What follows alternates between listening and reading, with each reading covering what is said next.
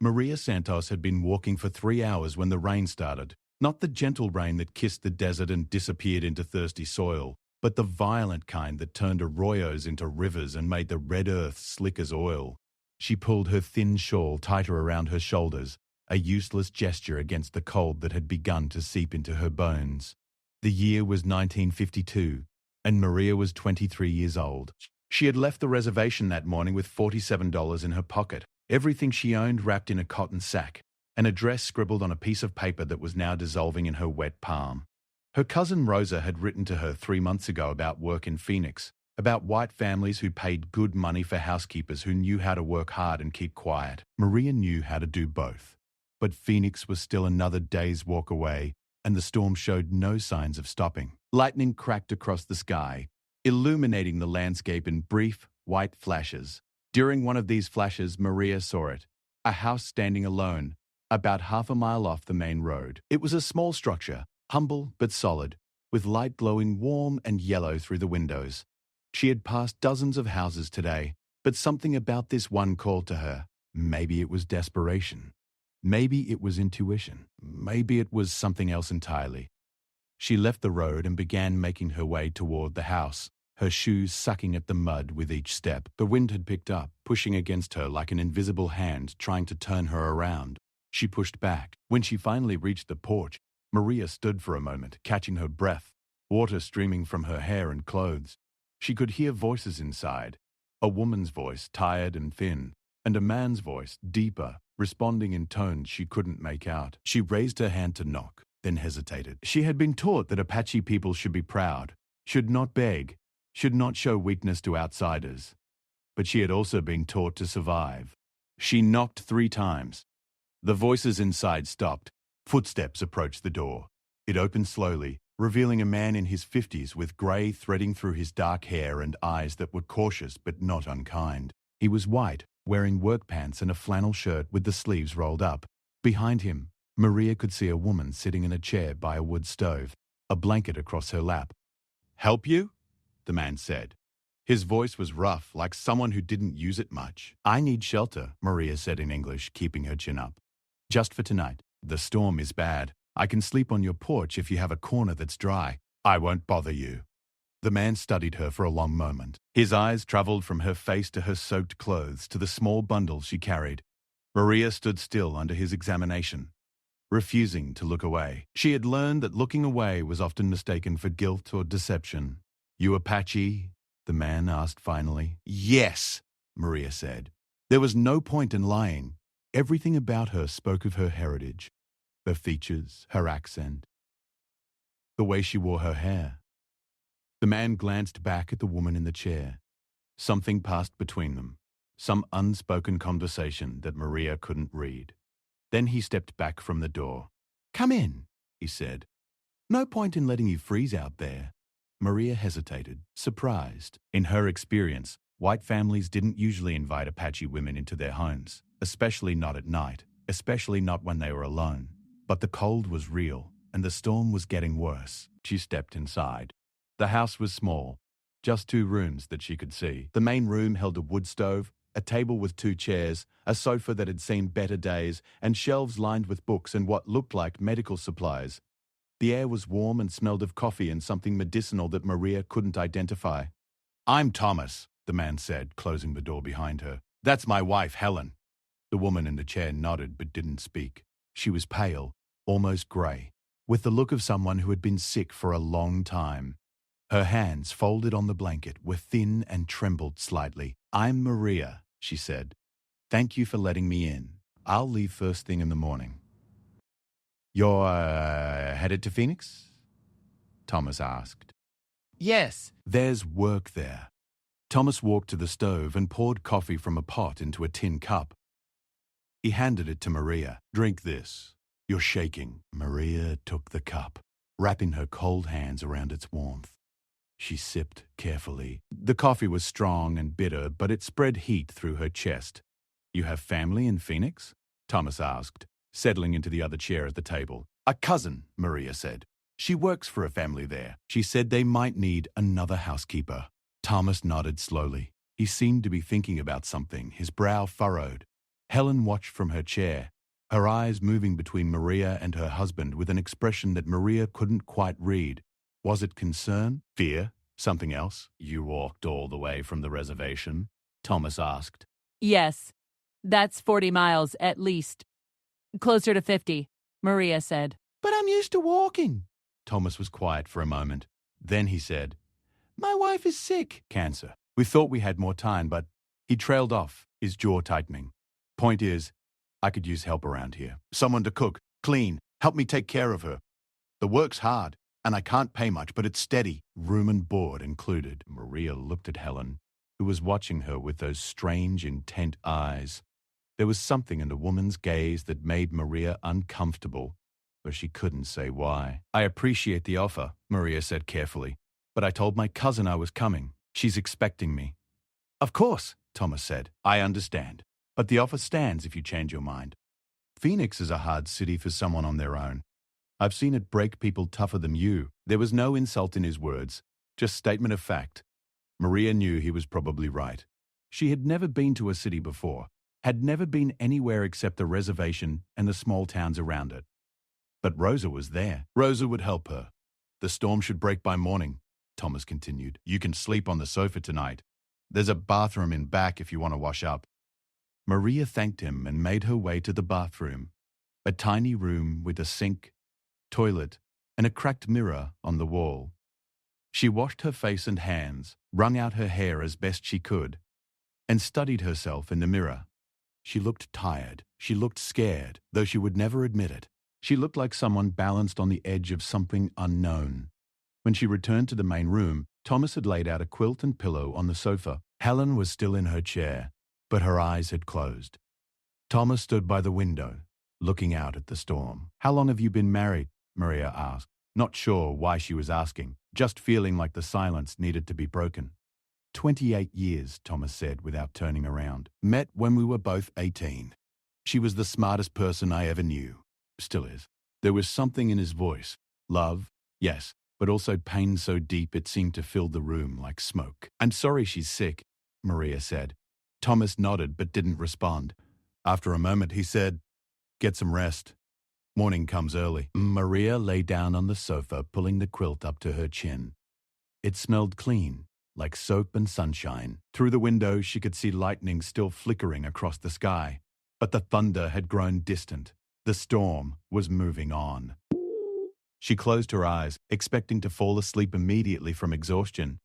But sleep wouldn't come. Instead, she lay awake, listening to the sounds of the house, the pop and crackle of the fire in the stove, Thomas moving quietly around the room, Helen's labored breathing, and something else, a feeling, a prickling at the back of her neck that she couldn't explain.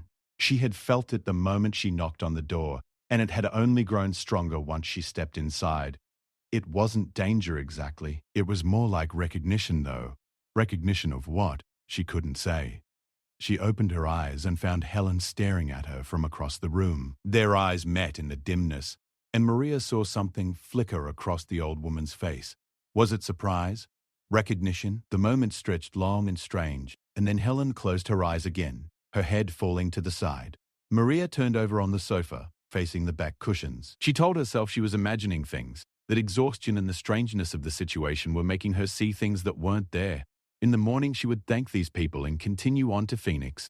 This was just one night, just a brief shelter from the storm.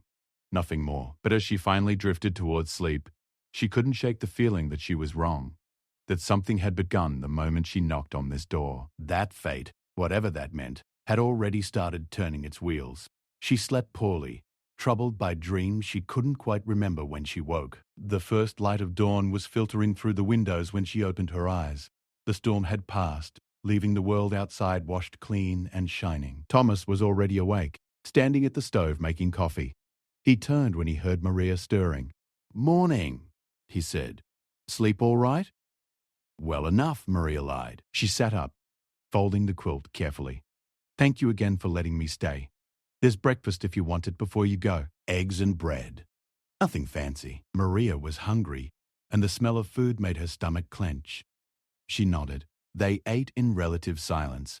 Thomas at the table, Maria standing by the counter. Helen still slept in her chair, or seemed to. Maria noticed that Thomas kept glancing at his wife, his expression a mixture of concern and something that looked almost like fear. "Is she all right?" Maria asked finally. "She's dying," Thomas said bluntly. "Doctor gives her maybe... could be less, could be more, if we're lucky. But there's no doubt about the outcome." "I'm sorry," Maria said, because she didn't know what else to say. Thomas looked at her for a long moment. Then he said, "Can I ask you something?" "Yes. Where exactly on the reservation are you from?" It seemed like an odd question, but Maria answered it. "San Carlos, near the river." "And your parents?" "Both dead. My mother died when I was born. My father died 2 years ago." "Other family?" "My grandmother raised me. She died last year. After that, it was just me and Rosa, my cousin. But Rosa left for Phoenix. So..." Maria trailed off, uncomfortable with the direction of the conversation. Thomas nodded slowly. He seemed to be turning something over in his mind. "Can I ask you one more thing? It might seem strange." "All right, do you have a birthmark? On your left shoulder blade, shaped kind of like a crescent moon?" The question hit Maria like a physical blow. She took a step back, her hand instinctively going to her shoulder, though the birthmark was covered by her dress. Her grandmother had always said the mark was special, that it meant Maria was watched over by the spirits. But how could this stranger know about it? "How do you know that?" she asked, her voice sharp. Thomas didn't answer immediately. Instead, he walked over to Helen's chair and gently shook his wife's shoulder. "Helen," he said softly. "Ellen, you need to wake up now." Helen's eyes opened slowly. They were clearer now than they had been the night before, more focused. She looked at Maria, and that strange expression crossed her face again. "Show her," Thomas said to his wife. Helen's thin hands moved to the collar of her nightgown.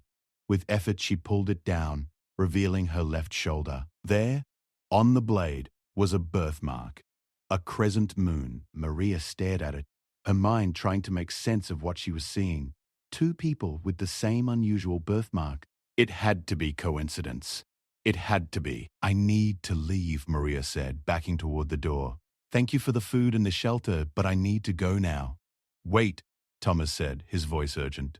"Please, just wait. Let me explain." But Maria was already reaching for her bundle, already moving toward the door. She didn't understand what was happening, but every instinct told her to run, to get out of this house, to get away from these people and whatever strange game they were playing. "Maria, please!" Thomas said. "We had a daughter 23 years ago. She was taken from the hospital when she was 2 days old. We searched for years. We never stopped looking. And she had a birthmark exactly like yours in exactly the same place." Maria froze with her hand on the doorknob. The words seemed to hang in the air, impossible and yet spoken with such conviction that they demanded to be heard. "That's not possible," she said, not turning around. "The hospital was in Tucson," Thomas continued, his words coming faster now. "Helen had complications. The baby was premature. We were told she died, but there was never a body. The staff said there had been a mistake, that the baby had been released to the wrong people. It was an investigation, but nothing came of it. The trail went cold." "You're wrong," Maria said. "My grandmother told me about my mother." "About how she died giving birth to me. About my father. I know who I am." "Do you?" Helen's voice was weak but clear. "Did your grandmother ever tell you your mother's name?" Maria turned then, despite herself. "Yes, her name was Sarah." "Sarah what?" Helen pressed. "What was her last name?" Maria opened her mouth to answer and realized she didn't know. Her grandmother had only ever called her your mother. She had never mentioned a last name, never talked about Sarah's family or where she had come from. Maria had never thought to ask. "I don't," Maria began, then stopped. Her mind was reeling. "This is crazy. You're upset about losing your daughter, and you're trying to make me into something I'm not." "Maybe," Thomas said. "Maybe we're wrong.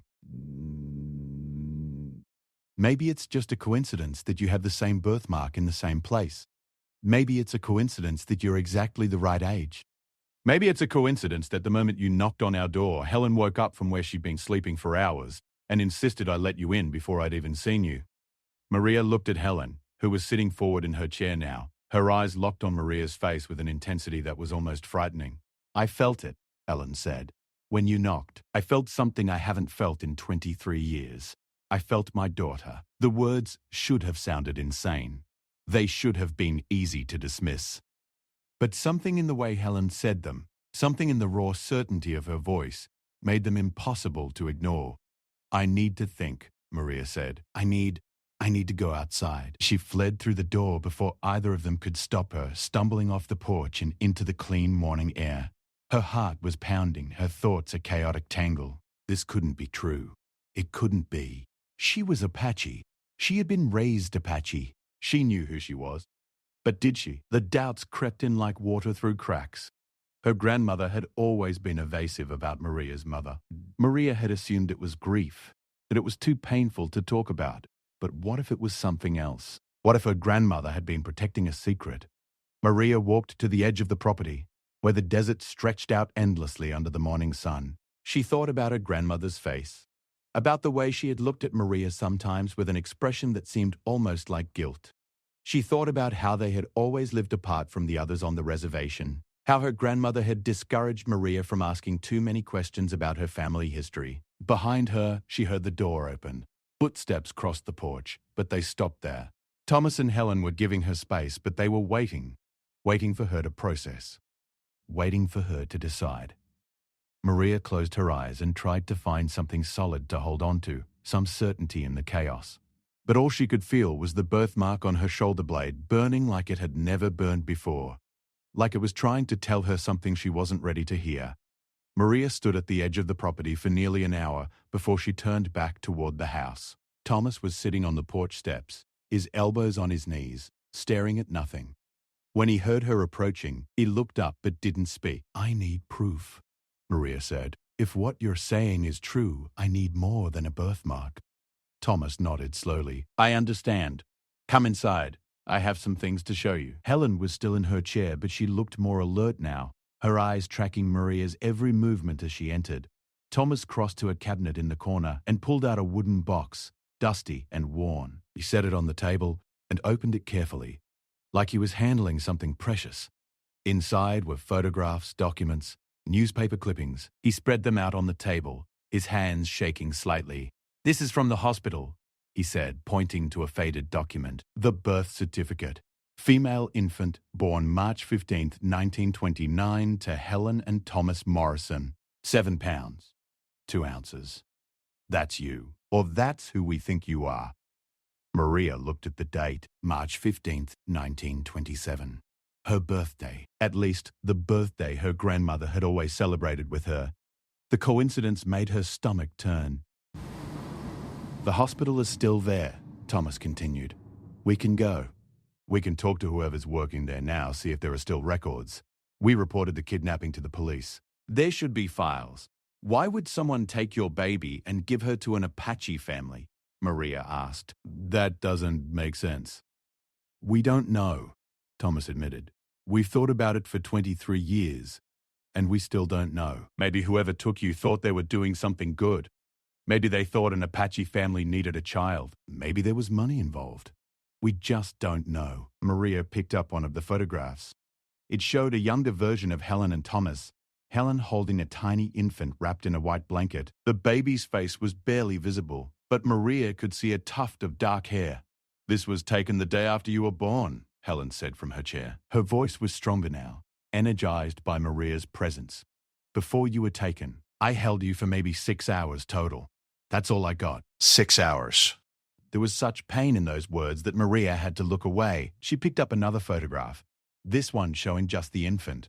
The baby's left shoulder was visible, and even in the grainy black and white image, Maria could see the birthmark, the crescent moon. My grandmother, Maria said slowly. She was a healer on the reservation.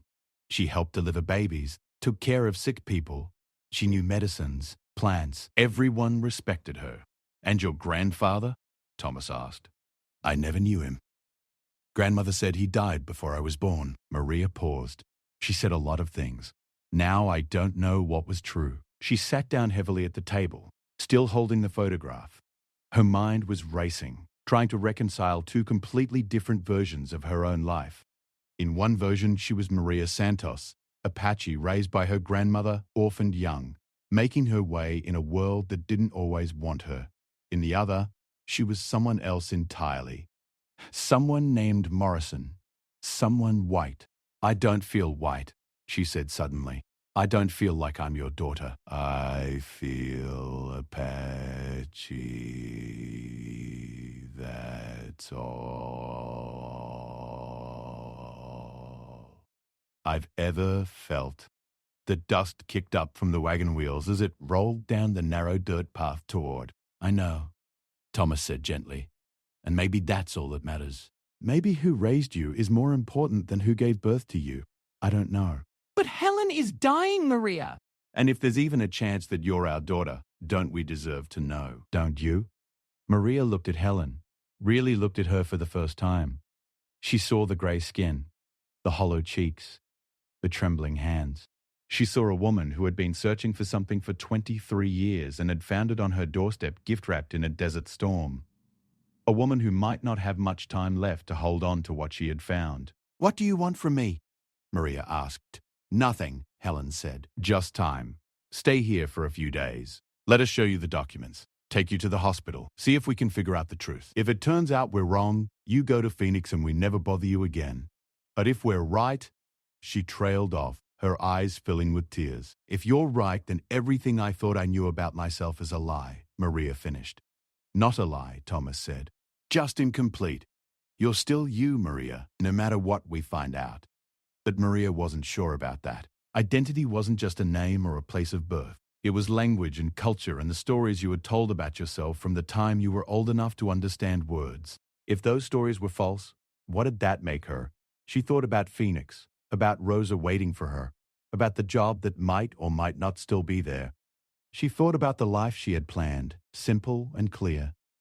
Then she thought about the birthmark on Helen's shoulder, identical to her own. She thought about the date on the birth certificate. She thought about all the questions her grandmother had never answered. "1 week," she said finally. "I'll stay for 1 week. We'll look at your evidence, and we'll try to find the truth. But after that, I'm leaving. Whatever we discover or don't discover, I'm going to Phoenix." Relief flooded Thomas's face. Helen closed her eyes, and tears slid down her cheeks. "Thank you," Thomas said. "That's all we ask." The next 3 days passed in a strange blur. Thomas took Maria to the hospital in Tucson, a 2-hour drive in his old truck. The hospital had changed management twice since 1929, and most of the staff from that era were dead or retired.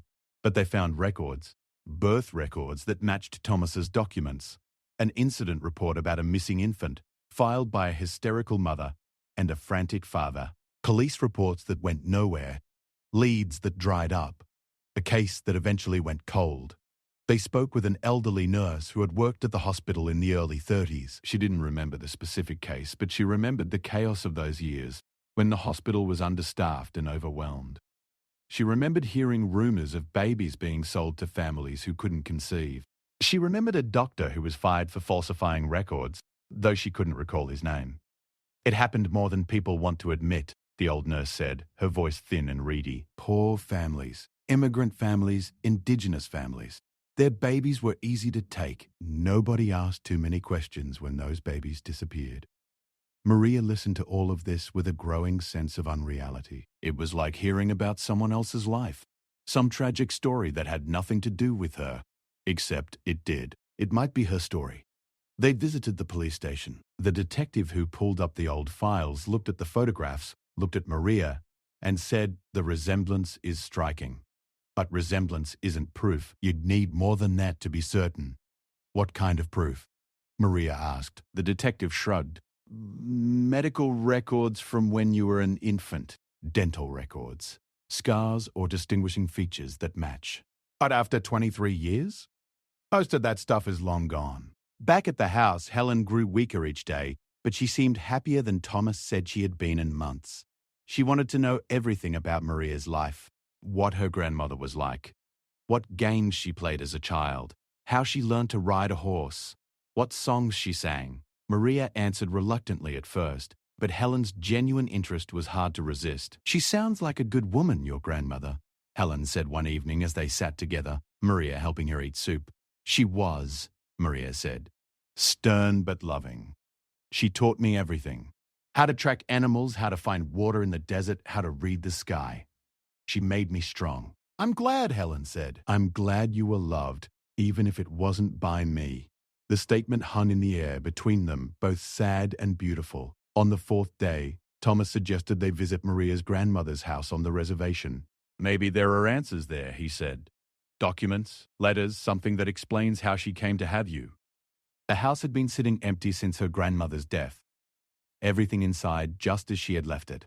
Maria hadn't had the heart to go through her things before leaving for Phoenix. But now, with Thomas and Helen's questions pressing down on her, she knew they had to look.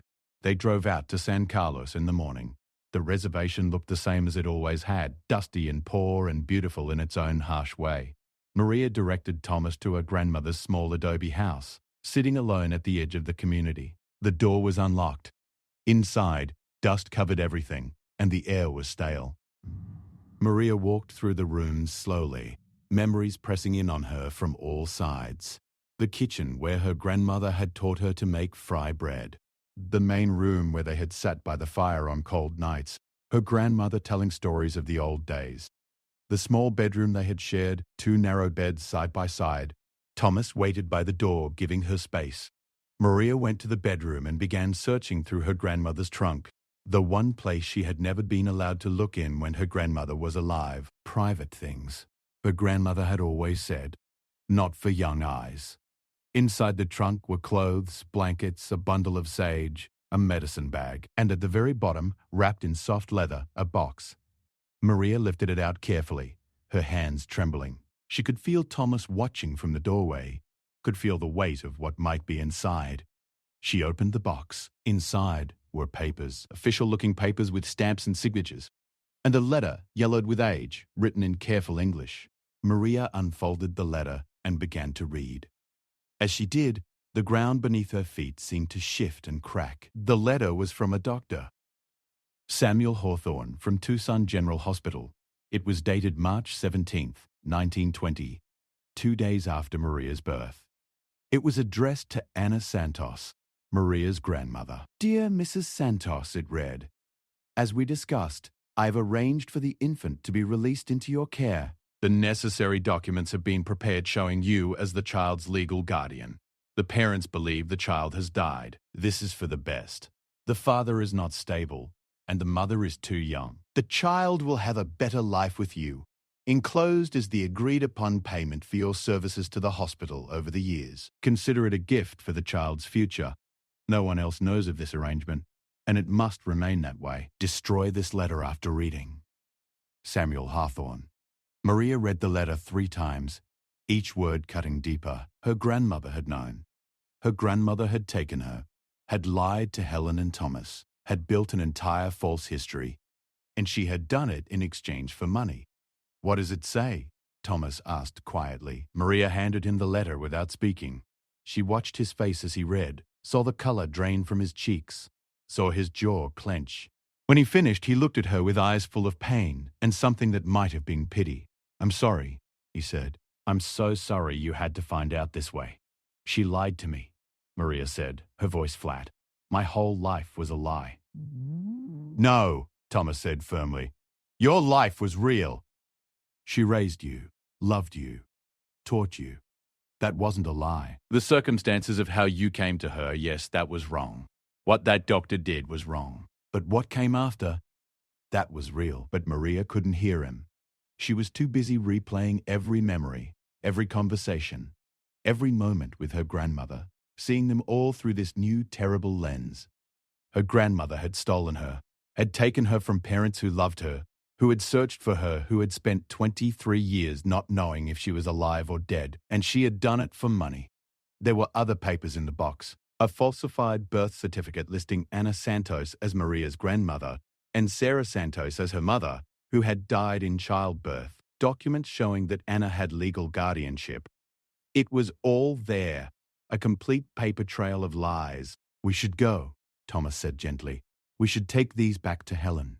Maria nodded mechanically. She gathered the papers, placed them back in the box, and walked out of the house.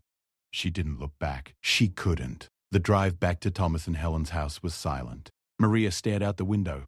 watching the desert roll by, feeling like a stranger in her own skin. She was Maria Santos. She was someone named Morrison. She was Apache. She was white. She was both. She was neither. She didn't know who she was anymore. When they arrived, Thomas helped Maria inside, carrying the box. Helen took one look at Maria's face and knew something had changed. "You found something," she said. Thomas handed her the letter. Helen read it slowly, her hand shaking. When she finished, she looked up at Maria with tears streaming down her face. "I'm sorry," Helen whispered. "I'm sorry this was done to you. I'm sorry you were taken from us. I'm sorry you had to grow up believing a lie." "Don't apologize," Maria said, her voice harder than she intended. "You didn't do anything wrong. It was my grandmother. And that doctor. They're the ones who did this. The doctor's dead," Thomas said quietly. "I checked while you were looking through the house." Dr. Saab. "Hawthorne died in 1947. There's no one to hold accountable." "And my grandmother's dead too," Maria said. "So that's it. The people responsible are all gone, and I'm just left here with the pieces." She sat down heavily on the sofa, the same sofa she had slept on that first night. That felt like years ago now, though it had been less than a week. Everything had changed in less than a week. "What do you want to do?" Thomas asked. "We can take this to the police, make it official. You're legally our daughter. The papers prove it." "And then what?" Maria asked. "I become Maria Morrison instead of Maria Santos? I pretend the last 23 years didn't happen? I pretend I'm not Apache anymore?" "No," Helen said. "You don't have to pretend anything. You can be both. You can be our daughter, and you can be Apache. Identity isn't one thing or another. It's everything we are, everything we've experienced, everyone who's loved us and shaped us." Maria looked at this sick, dying woman, this stranger who was also somehow her mother, and felt a complicated tangle of emotions. Anger at what had been taken from both of them. Grief for the life they might have had together. Guilt for being angry at her grandmother, who had raised her with care, even if the beginning was wrong. Confusion about who she was supposed to be now. "I need time," Maria said finally. "I need time to figure out what this means." "Of course," Thomas said. "Take all the time you need, but please, don't leave yet." Helen doesn't have much time, and whatever anger you feel, whatever confusion, please don't punish her for something she didn't do. Maria looked at Helen, saw the hope in her eyes mixed with the understanding that she had no right to ask for anything. And Maria realized that Thomas was right.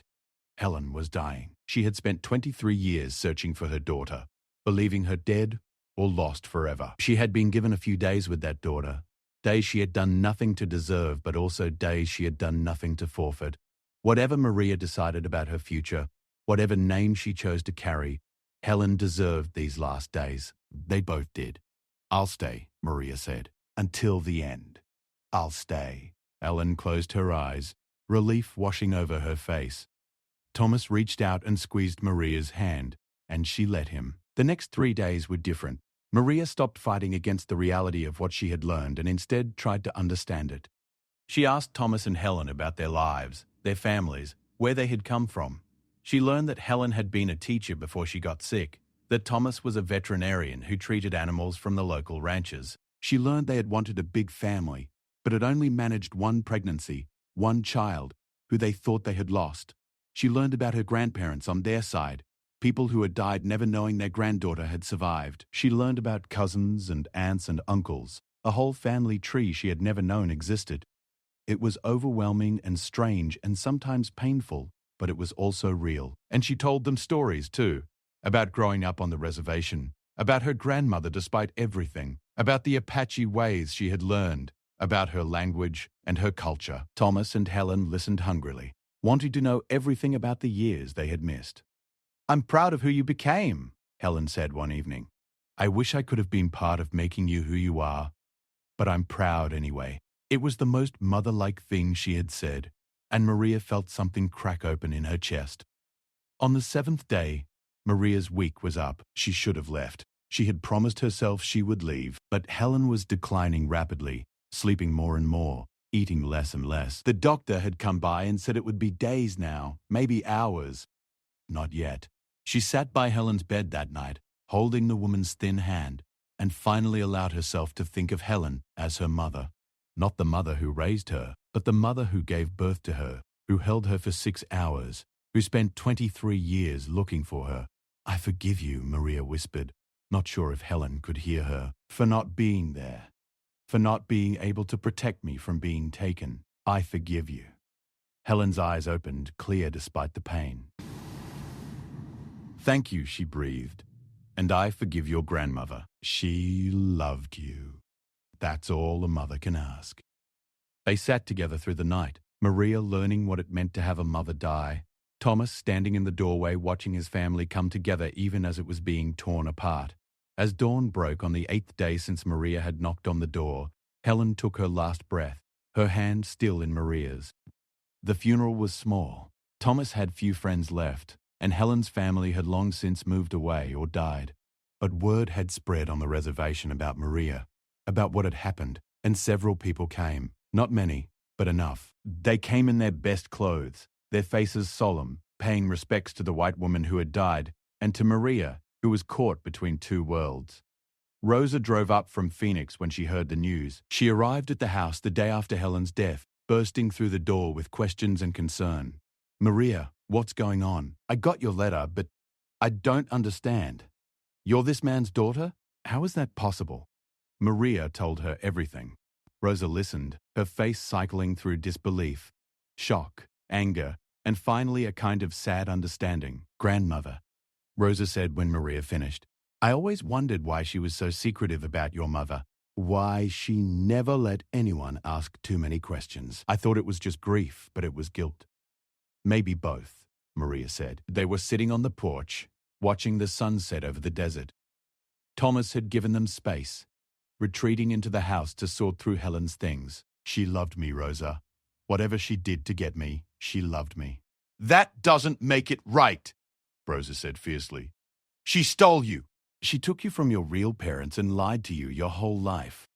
But she's dead and Helen's dead, and being angry doesn't change anything. It just makes me tired." Rosa was quiet for a long moment. Then she said, "What are you going to do now? Are you staying here with him?" She jerked her head toward the house, toward Thomas. "I don't know," Maria admitted. "He's asked me to stay. He's alone now, and he's old. He needs help. But you're not his daughter," Rosa finished. "Not really. You're Apache." "That's who you've always been." Maria shook her head slowly. "Am I, though? My blood says different. These papers say different." She pulled out the birth certificate Thomas had given her.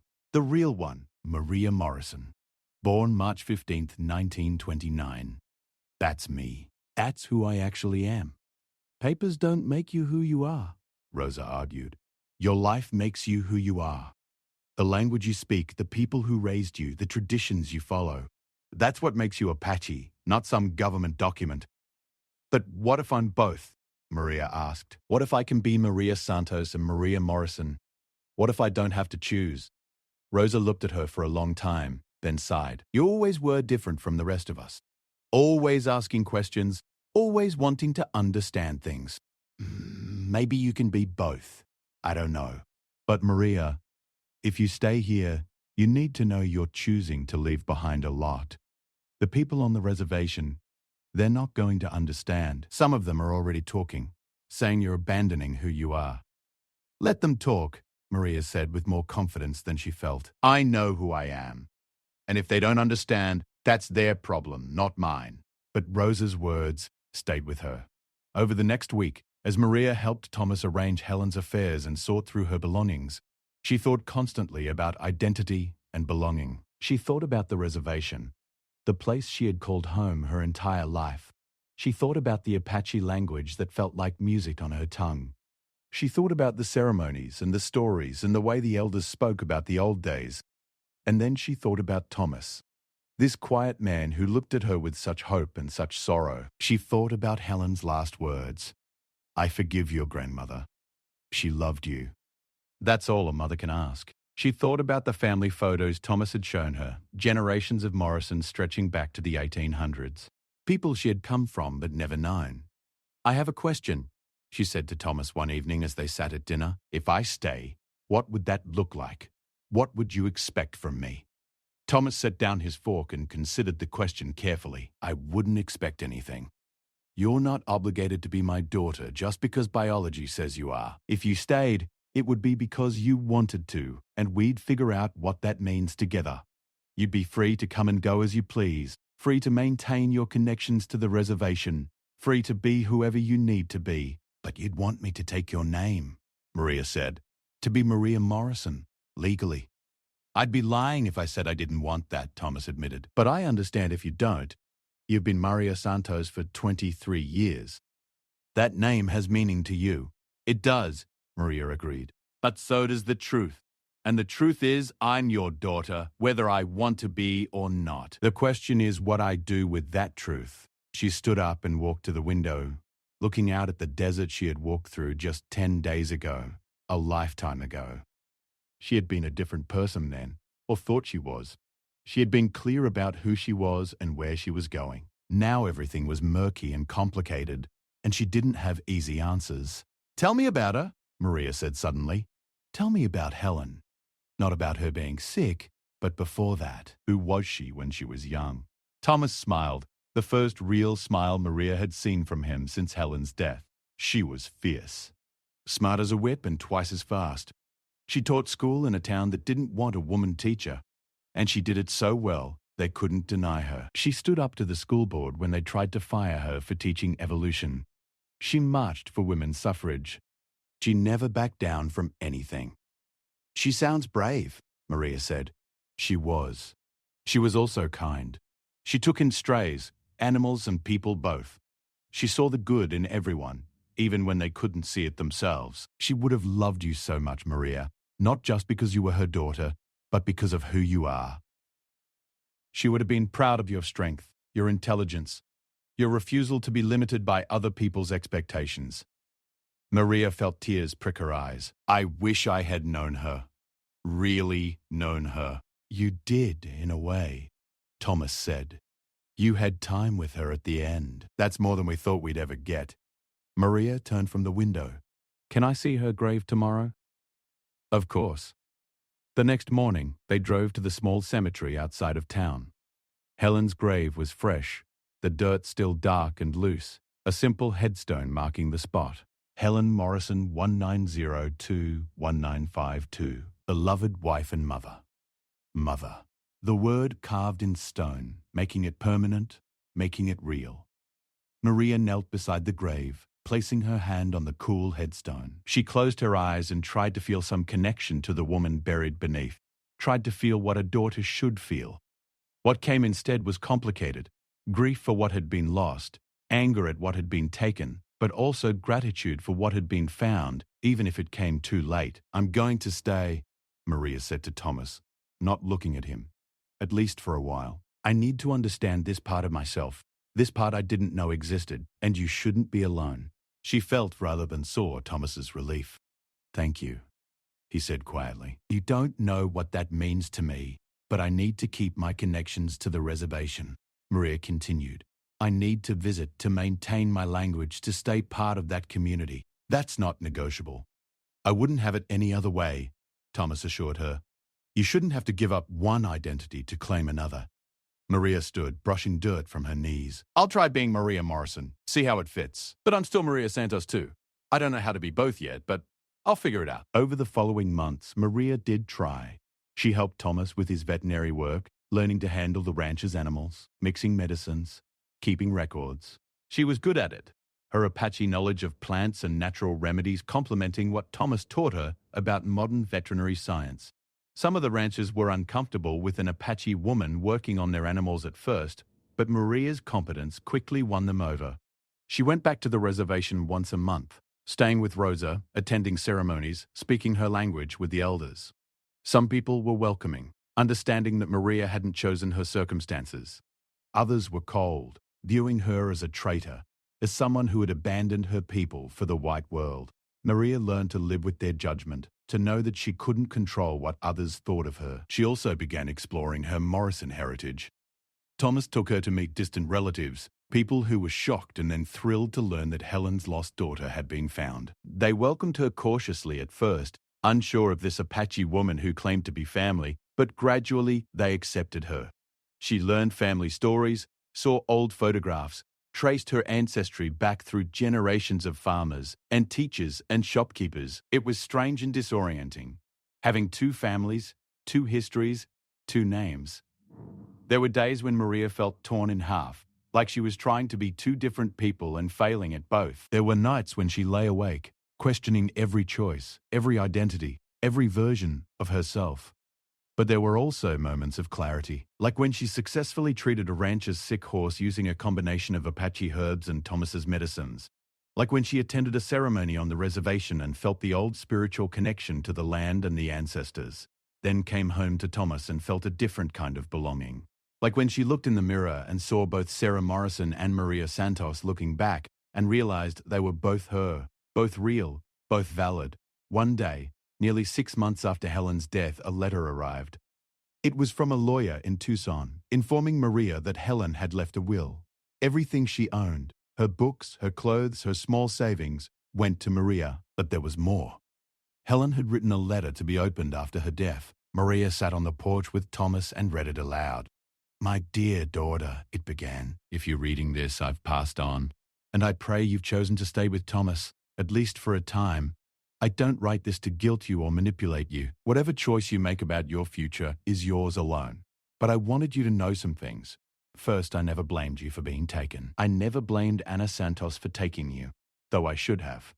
I was angry for years, consumed by it, but eventually I realized that anger was a poison. Anna raised you when I couldn't. She loved you when I couldn't. Was it right? No, but it happened, and you became the woman you are because of it. Second, you are not obligated to be anyone other than who you are. The world will try to make you choose, Apache or white, Maria Santos or Maria Morrison. But you don't have to choose. You can be all of it. You can be everything you are and refuse to be diminished. Third, I'm proud of you. I know I have no right to be, that I wasn't there for the moments that made you who you are. But I'm proud anyway. You're strong and smart and good, and that's everything a mother could want for her child. Take care of Thomas. He's stubborn and won't ask for help when he needs it. Love him if you can. If you can't, at least be kind to him. He's lost everything else. And finally, live your life, Maria. Live it fully, without apology, without compromise. Be Apache, be Morrison, be whoever you need to be in any given moment. The only person who gets to define you is you. With love, Helen. Maria folded the letter carefully, her eyes blurry with tears. Thomas was crying too, not bothering to hide it. She was right, Maria said, about all of it. She usually was, Thomas agreed. That evening, Maria sat down and wrote 2 letters. The first was to Rosa, explaining her decision to stay with Thomas but promising to maintain her connections to the reservation, to never abandon her Apache identity. The second was to the tribal council, a formal request to be recognized as both Apache and a member of the Morrison family, asking them to understand that she was not choosing one over the other, but claiming both. She didn't know if they would understand. She didn't know if either community would fully accept her dual identity. But Helen was right. The only person who got to define her was herself. Months turned into years. Maria stayed with Thomas, learning his trade, becoming known in the area as a skilled veterinarian in her own right. She never stopped going to the reservation, never stopped speaking her language, never stopped participating in ceremonies. Some people on the reservation remained cold to her, but others came to understand. Some even respected her for refusing to choose, for insisting on being both. Thomas aged, growing frailer, leaning on Maria more and more. She cared for him the way he had cared for Helen, with patience and dedication. He taught her everything he knew about animals, about running a business, about the Morrison family. In return, she taught him Apache words, Apache songs, Apache ways of understanding the world. "You know," Thomas said one evening when he was 70 and Maria was 45, "Helen used to worry that even if we found you, you wouldn't want us. She thought you'd see us as the enemy, as the people who had lost you, who hadn't been able to protect you." "I did see you that way at first," Maria admitted, "but not anymore. Now I see you as the father who took me in when I had nowhere else to go, who gave me a chance to understand all parts of myself." "I'm glad," Thomas said. "I'm glad you knocked on our door that night." "So am I," Maria realized, and she meant it. When Thomas died in 1974, Maria was the one who arranged his funeral. She buried him next to Helen, their graves marked with stones that read beloved husband and father and beloved wife and mother. She stood between their graves and thought about fate, about the storm that had brought her to their door, about the impossible series of events that had revealed the truth. She thought about her grandmother, long dead but still present in the skills she had taught Maria, the strength she had instilled. She thought about Helen, who had spent 6 months as her mother but had given her permission to be all versions of herself. She thought about Thomas, who had been patient and kind and accepting. And she thought about herself, Maria Santos, Maria Morrison, Apache woman, white woman's daughter, veterinarian, healer, survivor. She was all of it. She had always been all of it. The storm hadn't changed her. It had revealed her. After the funeral, Maria drove back to the house that was now hers alone.